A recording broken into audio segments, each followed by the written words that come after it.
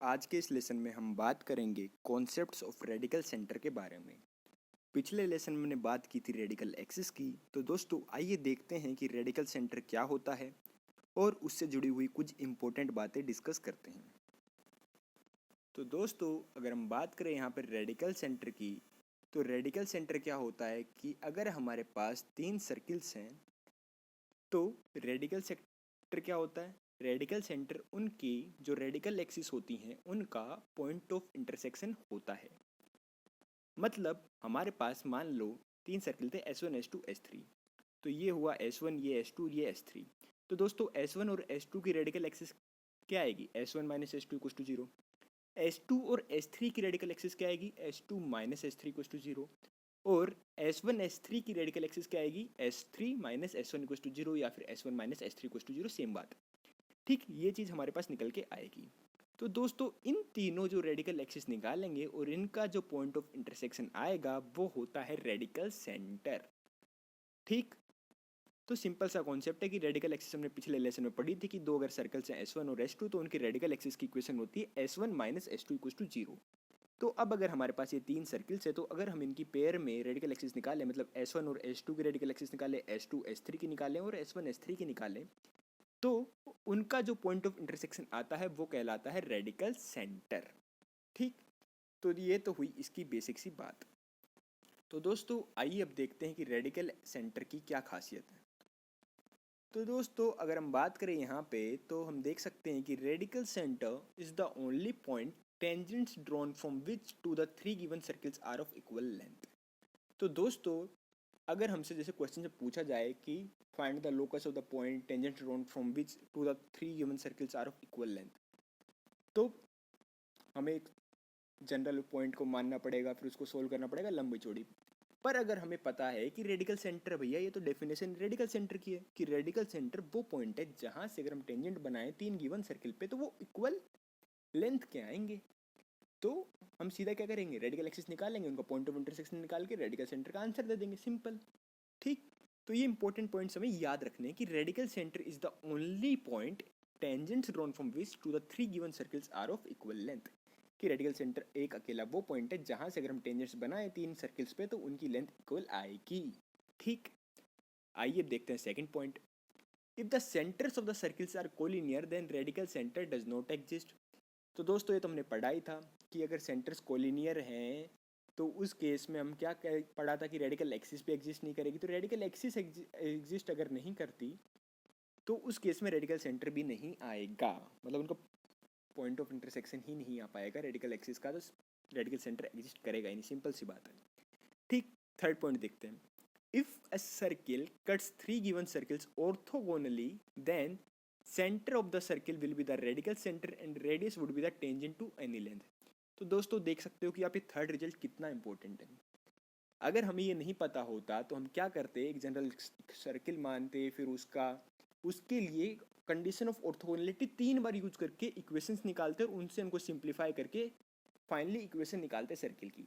पर अगर हमें पता है कि अगर हमारे पास एक सर्किल है जो कि 3 सर्किल को ऑर्थोगोनली टच कर रहा है तो इसका मतलब ये है कि उस सर्किल का सेंटर क्या होगा, रेडिकल सेंटर होगा। तो सेंटर हमारे पास आसानी से आ जाएगी और रेडियस की लेंथ क्या होगी, उस पॉइंट से किसी भी गिवन सर्किल पे अगर हम टेंजेंट की लेंथ निकालते वो हो जाएगी रेडियस। तो दोस्तों हमें सेंटर पता है, रेडियस पता है, तो सर्किल आ गया ना। तो ये सिंपल से रिजल्ट्स हैं ये जो हमें याद रखने हैं। ठीक, तो अब देखते हैं फोर्थ रिजल्ट। तो दोस्तों फोर्थ रिजल्ट ये है कि if 3 circles touch each other externally then radical centre will be in centre.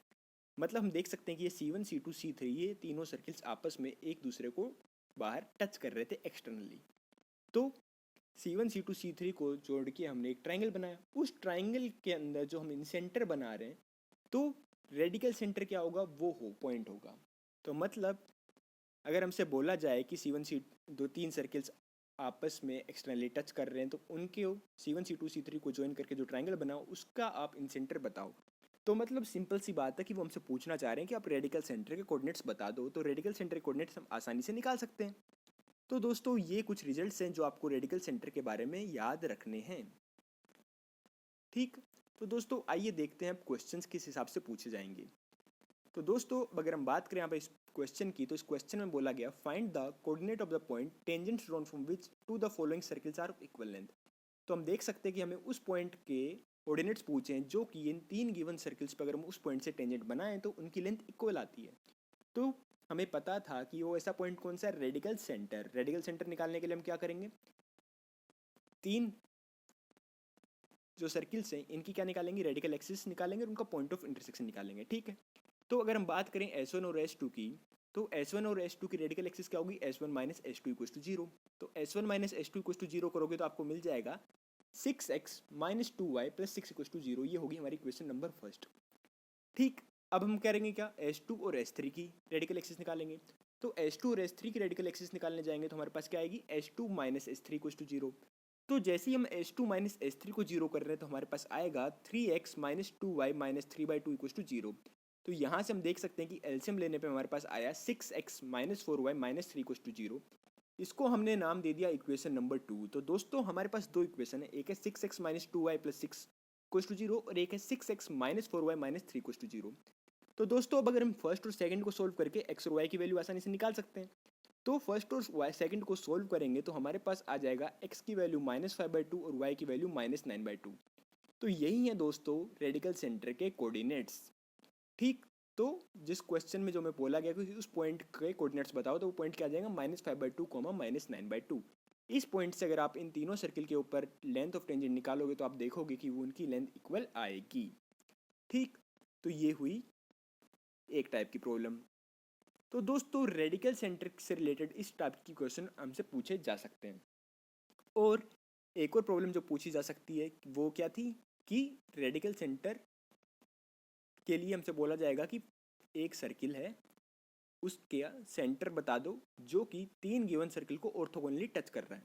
तो इसका मतलब भी यही रहेगा कि वो हमसे कहना चाह रहा है कि आप इनके रेडिकल सेंटर के कोऑर्डिनेट्स बता दो। तो दोस्तों जो रेडिकल सेंटर के मैंने आपके 4 इंपॉर्टेंट पॉइंट्स डिस्कस किए वो आपको याद होने चाहिए क्योंकि उनसे रिलेटेड क्वेश्चन हमसे पूछे जा सकते हैं।